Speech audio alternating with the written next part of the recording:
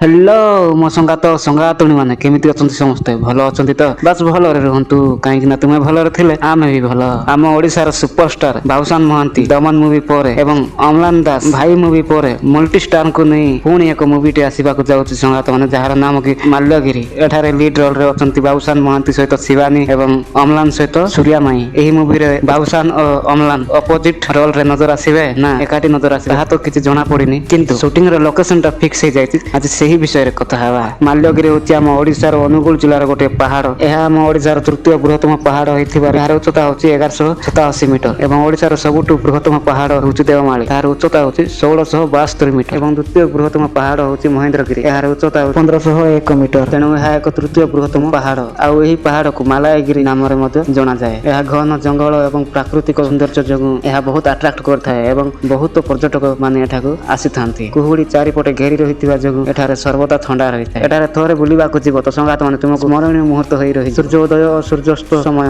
ବହୁତ ଚାର୍ମିଂ ଓ ଆକର୍ଷକ ହୋଇଥାଏ। ତା ଆଖପାଖ ଥିବା ପାହାଡ଼ ଗୁଡ଼ିକ ଗୋଟେ ପରେ ଗୋଟେ ଚିରା ହୋଇଥିବାର ଦେଖିବାକୁ ବହୁତ ଆକର୍ଷକ ଲାଗିଥାଏ, ବହୁତ ସୁନ୍ଦର ଲାଗିଥାଏ। ତ ସଂଗାତ ମାନେ ଏହି ମୁଭିରେ ଏହି ପାହାଡ଼ର ହିଷ୍ଟ୍ରି ବିଷୟରେ ଦେଖାଯିବ ନା ଆଉ କ'ଣ ତାହା କମେଣ୍ଟ ମାଧ୍ୟମରେ ଜଣାନ୍ତୁ ସଂଗାତ ମାନେ। ଏବଂ ଯଦି ଭିଡ଼ିଓ ଭଲ ଲାଗିଲା ତାହେଲେ ଲାଇକ୍ ସେୟାର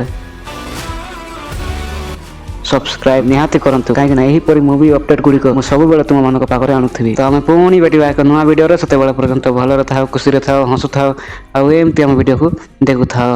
बाय।